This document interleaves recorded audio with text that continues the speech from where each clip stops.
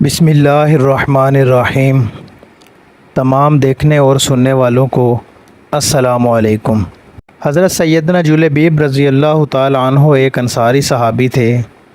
نہ مالدار تھے، نہ کسی معروف خاندان سے تعلق تھا، صاحب منصب بھی نہ تھے، رشتہ داروں کی تعداد بھی زیادہ نہ تھی، رنگ بھی سانولا تھا، لیکن اللہ کے رسول صلی اللہ علیہ وآلہ وسلم کی محبت سے سرشار تھے۔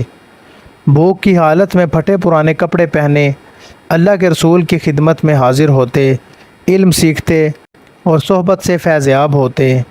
ایک دن اللہ کے رسول نے شفقت کی نظر سے دیکھا اور ارشاد فرمایا، جلیبیب تم شادی نہیں کرو گے؟ آپ نے عرض کیا، اللہ کے رسول مجھ جیسے آدمی سے بھلا کون شادی کرے گا؟ اللہ کے رسول صلی اللہ علیہ وآلہ وسلم نے پھر فرمایا، جلیبیب تم شادی نہیں کرو گے؟ اور وہ جواباً عرض گزار ہوئے کہ اللہ کے رسول بھلا مجھ سے شادی کون کرے گا؟ نہ مال نہ جاہ جلال۔ اللہ کے رسول صلی اللہ علیہ وآلہ وسلم نے تیسری مرتبہ بھی ارشاد فرمایا کہ تم شادی نہیں کرو گے؟ جواب میں انہوں نے پھر وہی کہا، اللہ کے رسول مجھ سے کون شادی کرے گا؟ کوئی منصب نہیں، میری شکل بھی اچھی نہیں، نہ میرا خاندان بڑا ہے اور نہ مال و دولت رکھتا ہوں۔ اللہ کے رسول صلی اللہ علیہ وآلہ وسلم نے ارشاد فرمایا، فلاں انصاری کے گھر جاؤ اور ان سے کہو کہ اللہ کے رسول تمہیں سلام کہہ رہے ہیں اور فرما رہے ہیں کہ اپنی بیٹی سے میری شادی کر دو۔ جلیبیب خوشی خوشی اس انصاری کے گھر گئے اور دروازے پر دستک دی۔ گھر والوں نے پوچھا کہ کون؟ آپ نے کہا کہ جلیبیب۔ گھر کا مالک باہر نکلا، آپ باہر کھڑے تھے۔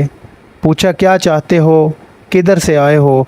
کہا اللہ کے رسول نے تمہیں سلام بھجوایا ہے۔ یہ سننے کی دیر تھی کہ گھر میں خوشی کی لہر دوڑ گئی۔ اللہ کے رسول نے ہمیں سلام کا پیغام بھجوایا ہے، ارے یہ تو بہت ہی خوش بختی کے مقام ہے، ہمیں اللہ کے رسول نے سلام بھیجا ہے۔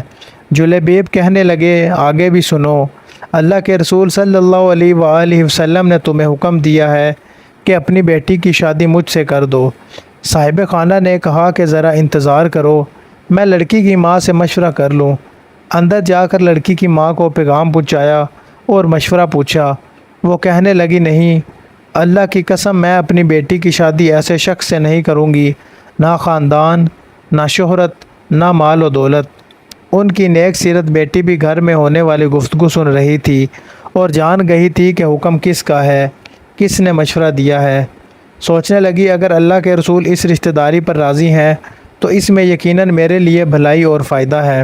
اس نے والدین کی طرف دیکھا اور مخاطب ہوئی، کیا آپ لوگ اللہ کے رسول کا حکم ٹالنے کی کوشش میں ہیں؟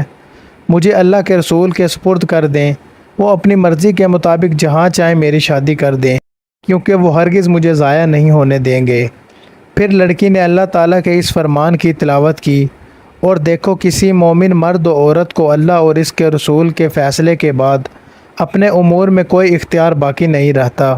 لڑکی کا والد اللہ کے رسول کی خدمت میں حاضر ہوا اور عرض کی، اے اللہ کے رسول، آپ کا حکم سر آنکھوں پر، آپ کا مشورہ، آپ کے حکم قبول میں شادی کے لیے راضی ہوں۔